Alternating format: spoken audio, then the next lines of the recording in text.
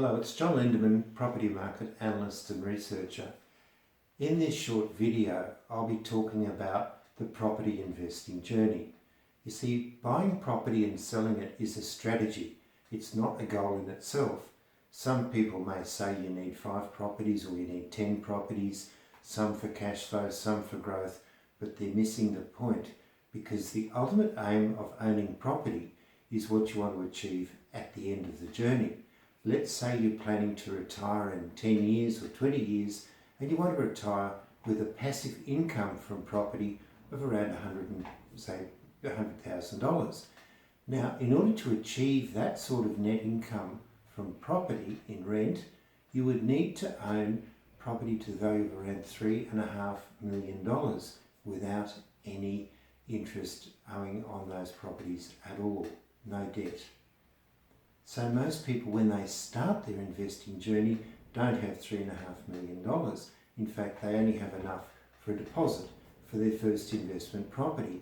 So they have to borrow as much as they can. And that means using a strategy called leveraging.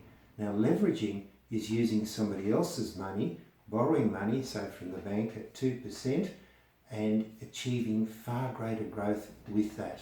So it means that your first properties need to be in high growth potential areas. It costs money to buy and sell property, and it costs money to hold property, so getting high growth is essential. Now, as you increase the amount of equity you own and you start to buy more properties, at some stage you'll start to pay down the debt. So instead of increasing the debt, you'll start to decrease the debt and you'll increase your equity. When you get to that point where you've got unencumbered value of around $3.5 million, then you should be achieving that desired rental income of around, say, $100,000 in that particular example. So you start off with high growth and you move over time to high cash flow. And that's the aim of property, not just to buy properties to achieve growth or to see how many properties you can buy. There's got to be an end point to it, an aim. So work out what you want to achieve from property investing before you start.